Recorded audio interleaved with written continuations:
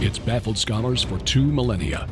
It is a puzzle made of multi-dimensional elements, an enigma with roots that reach back to the dawning of time, perhaps before. Daniel explained part of it. Ezekiel and Isaiah had glimpses into it. John saw it all for the time of the end. That time is now. Join Derek and Sharon Gilbert on a journey that spans the course of history, from Eden to Mount Hermon, from Hermon to Babel, from Babel to Rome, from Rome to the cross, and from there to us.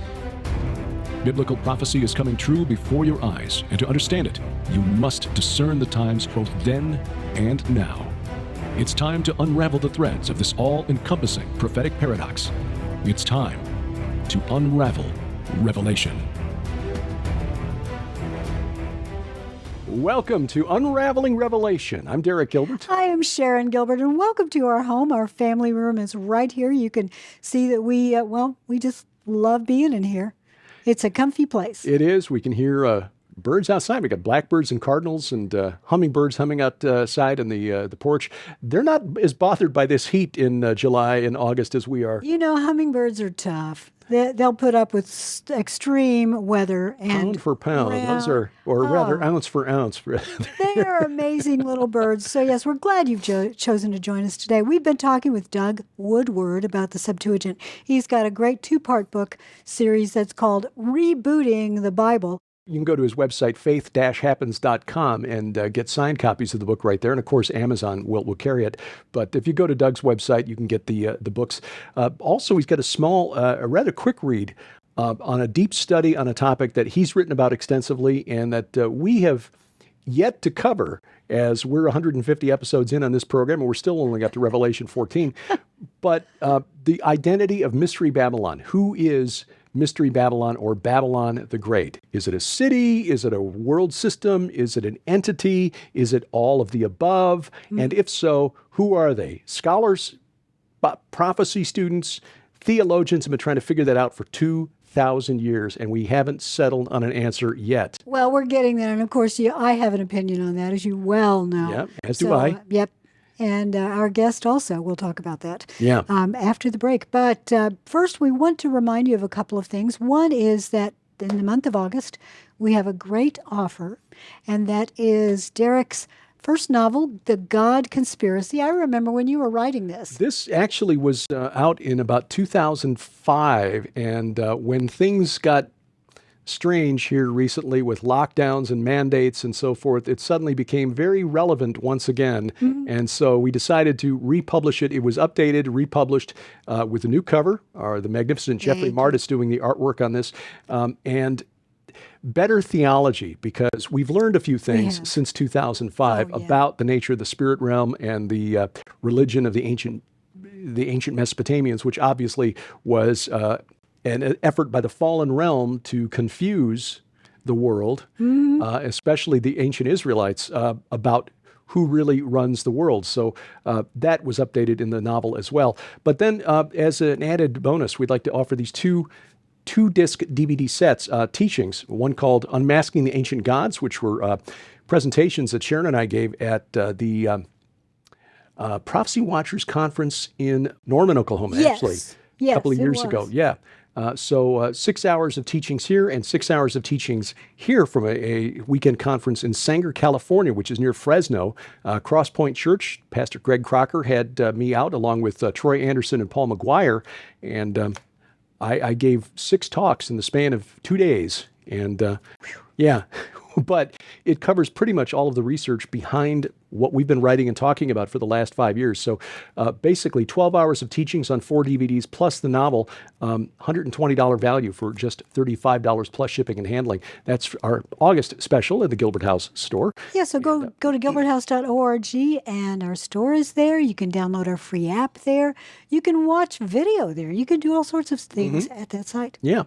Now, Babylon is one of the symbols of the spiritual wickedness of the ancient world. And I think there are a number of layers to that, a number of different theories as to what is represented by Mystery Babylon. Some believe it is the Church of Rome. Others point to the United States. That's Doug's belief, that America is in end times prophecy as Babylon.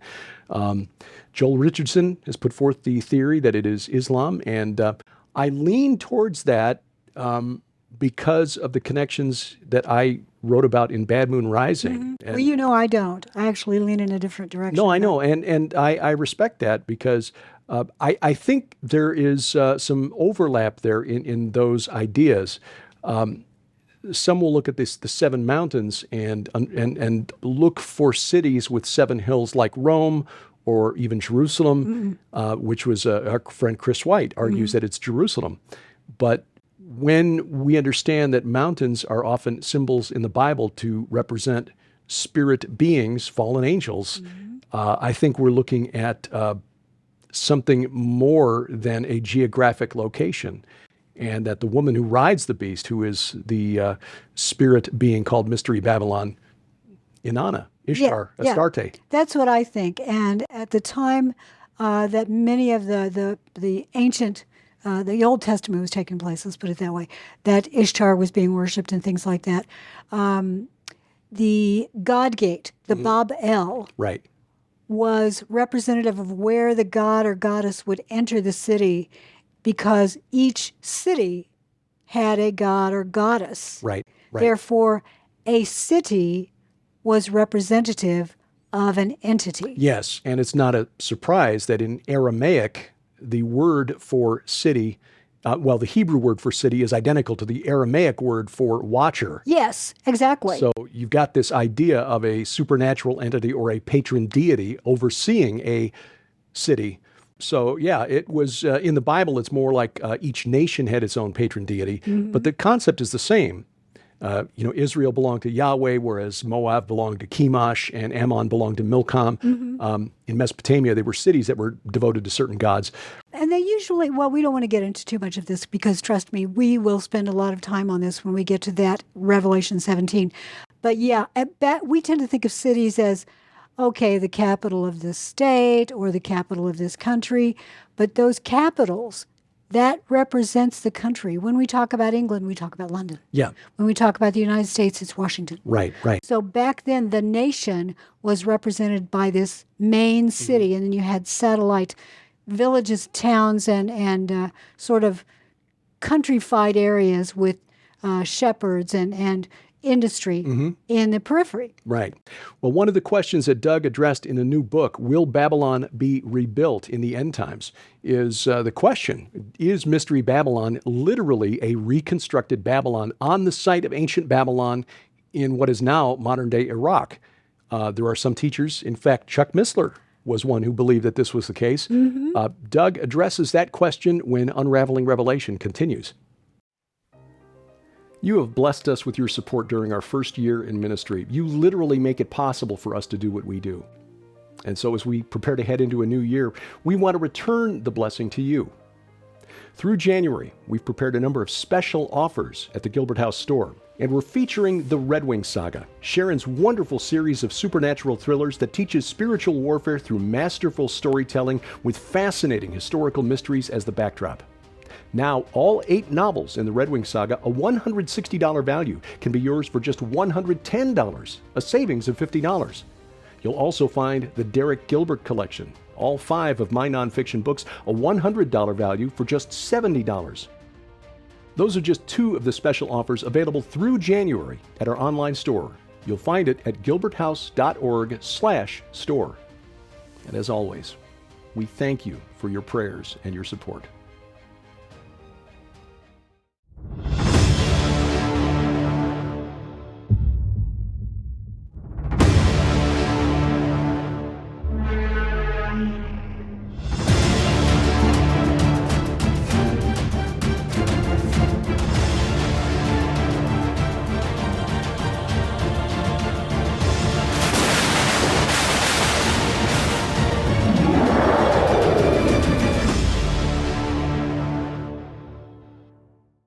Welcome back to Unraveling Revelation. I'm Derek Gilbert. I am Sharon Gilbert, and we want to remind you that we're going to go to Israel in March of next year. Join us. We'll be there from March 19th through 30th with an optional 3-day extension to Jordan. See what Moses saw when he got his only look at the Holy Land. All of the details, the itinerary, and a breakdown of cost. A place for you to reserve your spot online. You'll find the link at gilberthouse.org. Look for the Travel With Us link. Now, Doug Woodward, will Babylon rebuilt in the last days? End times prophecy is so fascinating. There are a number of mysteries that scholars are still arguing about 2,000 years after the revelation of John. And joining us is a gentleman who we've really come to respect as a researcher and an author. More than 20 books in 10 years, many of them dealing with end times prophecy, including Will Babylon Be Rebuilt in the Last Days? Of course, we've talked the last couple of weeks about his 2-volume set, Rebooting the Bible, Volumes 1 and 2, which show the value of consulting the Septuagint. His website is faith-happens.com. We welcome back Doug Woodward. Doug, the idea that Babylon the Great, Mystery Babylon, that's one of the identities of characters in the end times, locations in the end times that's been argued over for years. There are some who argue that it literally needs to be rebuilt. What's your view? Right. Well, in short, my view is that that's a too simplistic, too literal interpretation of Revelation 17 and Revelation 18, and so I've written extensively on that, and I've had some help from co-authors and so forth. We wrote a book about 10 years ago called The Final Babylon, which is really dealing with the issue of could America be in the Bible? Could America actually fulfill an aspect of Babylon? And so, so I've been writing about it for a long time. I wrote 2 books called Power Quest, books 1 and 2, which dealt with the coming of Antichrist in America. I've written another book, a lengthy book called American Requiem, Why the USA Will Collapse in the Last Days. This book is responding specifically to the belief that the city of Babylon on the Euphrates, even though it's essentially in ruins, although there is a small, I don't know what it is, maybe 3 or 4 acre city that's been rebuilt as sort of a tourist attraction by Saddam Hussein. In fact, it even has his name on the bricks because they were rebuilding it at the time. So that was a practice of the ancient, That was the practice of the ancient kings of Sumer and Akkad. They would stamp the king's name. Nebuchadnezzar built this. Saddam clearly had... he had that in mind. Yeah. No doubt about it. And so, but anyway, the city of Babylon, it had fascinating history, of course. The chapters in Jeremiah 50 and 51 talk about the destruction of Babylon, that it would be an utter destruction. And there's, I think I'd added up in just chapter 50, there's 49 verses, and 25 of them are predicting the destruction of Babylon. All right. And yet, what we know is historically, Babylon was not destroyed. In fact, it later went on to be the capital of Alexander the Great. His capital was Babylon, and I think he actually died in Babylon. Yes, he did. And his body was transported back to the city called Alexandria, Egypt, which of course was a city that he had designed when he had conquered Egypt. And so his generals, Ptolemy in particular, brought him back and created a tomb. And of course, that's another subject. Did we really find Alexander's tomb in Alexandria? It appears that we did. So, but anyway, Babylon, will it be rebuilt? The verses in Jeremiah 50:51 suggest that Babylon has never been destroyed, but yet it will be destroyed, which would tell us that it must be a future prophecy yet to be fulfilled. Now, there's some pretty notable people that believe that Babylon will be rebuilt. One of those is the late Chuck Missler, which, of course, we all respect his point of view tremendously. Then there's Mark Hitchcock, a fellow Okie, who has written many, many, many books on Bible prophecy. There is Joel Rosenberg, who's professed the same. And then more recently, in fact, this is the book I was specifically responding to, a book by, oh, goodness sakes. Andy Woods? Andy Woods, thank you. Yeah, it slipped my mind just there for a moment. Yeah, so Dr. Andy Woods, who usually does a fantastic job. In this one case, though, I disagree with him on whether or not Babylon will be rebuilt. He argues that he believes that it will. He also argues that he believes that there is one and only one Babylon, and that Revelation 17, Mystery Babylon, and then Revelation 18 and 19 that talk about Babylon the Great, that those are one and the same. He even quotes some verses from Jeremiah 50 and 51 as we might call them attributes or features of Babylon of the last days. I take a very different approach and believe that is not accurate. And I did an exhaustive study on this in a book called American Requiem, which I mentioned, and then I also drilled down a little bit more on some aspects of the things that Dr. Woods talks about in his book, and I believe he calls it Babylon: The Bookends of History, if I'm not mistaken. But nevertheless, I drill down on some of those issues, talk about the reasons that he believes Babylon on the Euphrates will be rebuilt, and the reasons why I believe that his arguments are inaccurate, and it really gets to the heart of Bible prophecy, the traditional, we'll call it the dispensational view. I am a dispensational, just like Andy Woods is, and like Chuck Missler is, and Mark Hitchcock, and I believe even Joel Rosenberg. I believe he would be dispensational as well, although I'm not 100% sure. But nevertheless, so we're all dispensationalists, but we have different point of view on the issue of Babylon. And I go so far and make the audacious claim that I believe America itself is in the Bible and represents one of three aspects of Babylon in the last days, specifically the fulfillment of Jeremiah 50 and 51. How will that look to us? And again, we'll set aside the argument as to when we are caught up out of here, whether it's pre, mid, post, what have you. How will that look to the people around to see it? Let me put it that way. Well, according to Jeremiah, I mentioned before that over half of the verses in those chapters relates to and predicts the utter destruction of Babylon. And this is the daughter of Babylon specifically, which I believe is a distinction from Mystery Babylon, which I tend to believe is more of a religious, not just the Catholic Church, but really any Christian church that is not teaching the true gospel of Jesus Christ. And then there is Babylon the Great, which I believe that scholars throughout the ages have said is Babylon is a world city. It represents a city in opposition to the city of God. City of God, the city of Babylon. City of Babylon represents a system that opposes God. And so I believe that America, it's part of, and it certainly would be a key part of Babylon the Great. I don't believe it's Mystery Babylon, although there's an aspect of America's interest in the occult and the paranormal that tends to play into that. But I believe that the daughter of Babylon, Jeremiah 50:51, is America. And unfortunately, because the discussion in Jeremiah is so intense regarding the destruction of the daughter of Babylon, I know that those of us that believe in the rapture, we're kind of hoping that the rapture happens before God's judgment on America occurs.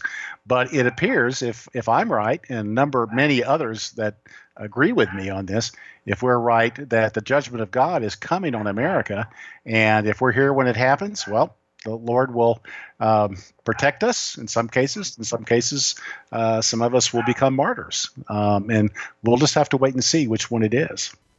So the woman, she's got a sign that says, the name of mystery, Babylon the Great, mother of prostitutes and the earth's abominations.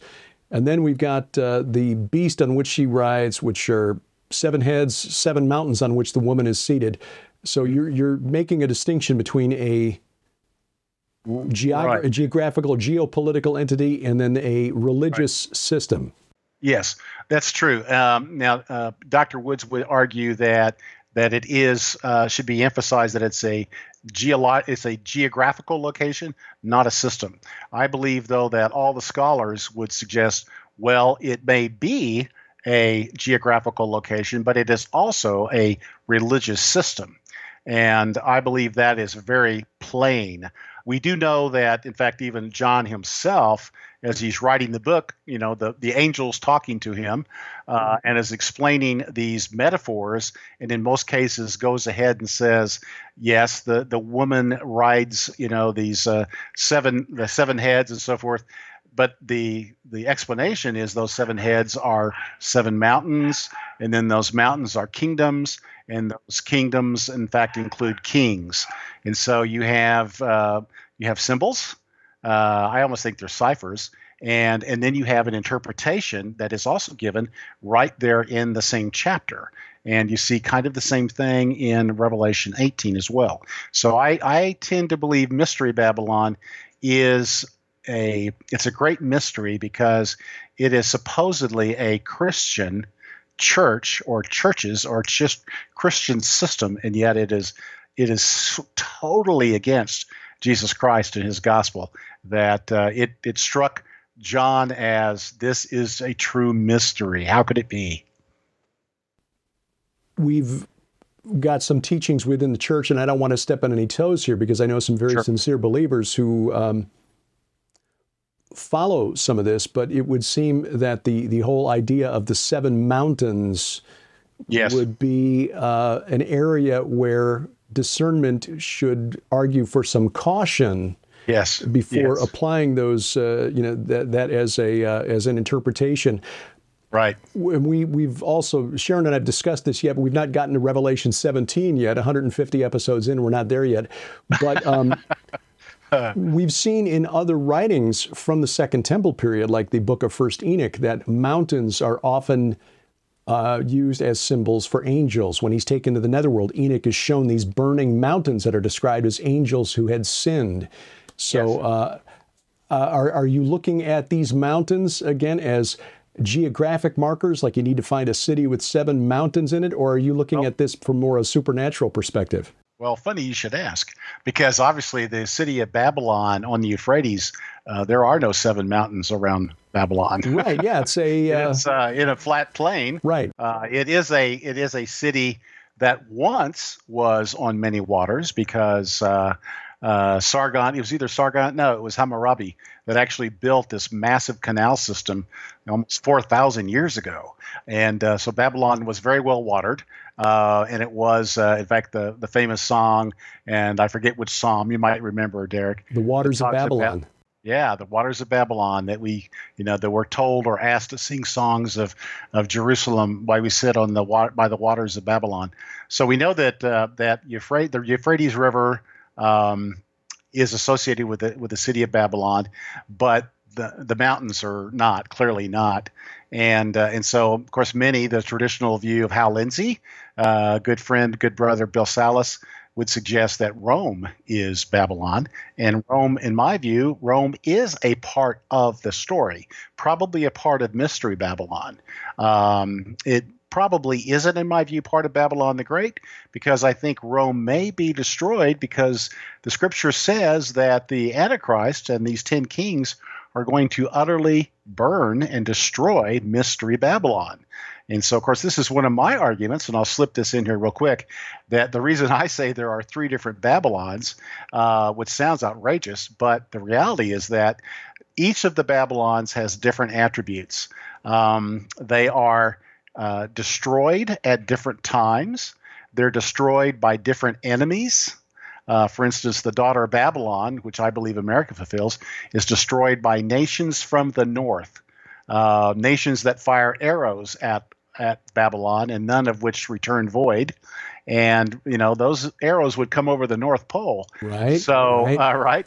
And then you have Mystery Babylon destroyed by the Antichrist and the 10 kings, and then you have Babylon the Great, destroyed by this fellow we know as Jesus Christ.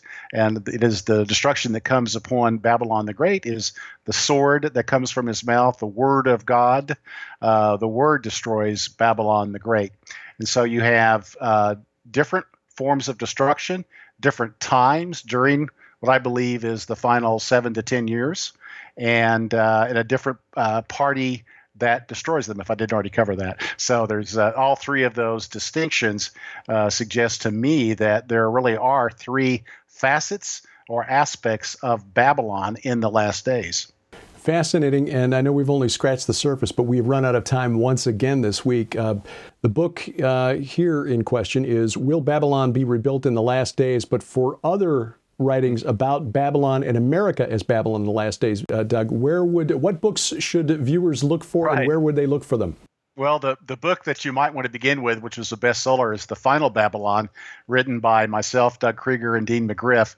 That book was published back in 2013, I believe it was. And so that would be, one of the books you might want to go with. If you really want to get into the study of the paranormal and how America mirrors that, you would want to read Power Quest Book 2. The more recent books, The Next Great War in the Middle East, is a book that talks about the War of Gog and Magog. And I take a view that the next great war is not Psalm 83, and it's not the way that the Islamic Antichrist theorists believe, but it is in fact the War of Gog and Magog. And then finally, the book you mentioned, Will Babylon Be Rebuilt in the Last Days? And then my most recent book, well, second to most recent, is American Requiem, Will the United States Be Destroyed in the Last Days? So as you can see, I've written extensively on the subject.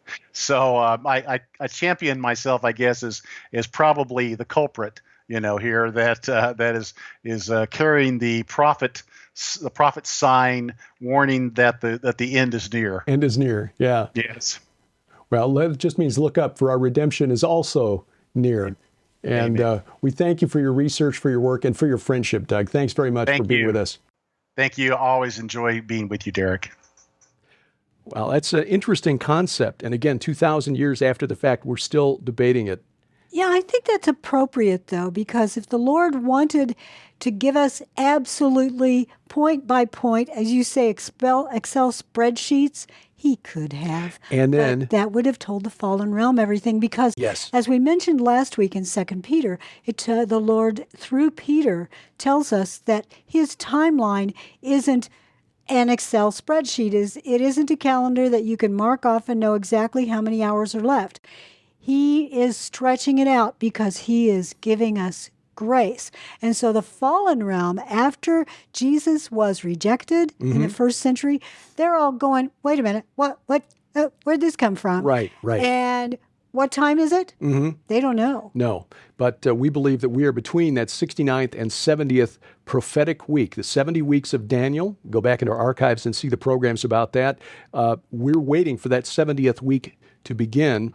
And we think that'll be kicked off by the resurrection of the body. Yes, off the we do. Yeah. What if we're wrong about that? Well, we're not going to argue with Jesus. We're not going to argue. No, we're not going to say you didn't fit our timeline here, so you're here at the wrong time. Take us later. We'll go whenever he says it's time. And until that day, professing the hope that we have in Jesus Christ. He has gone on ahead of us to prepare places for us. And as he told his disciples, in his Father's house, there are many mansions. And I'm looking forward to that new address. So am I. Yeah. And we pray that you're there with us. Thank you for watching. This is Unraveling Revelation.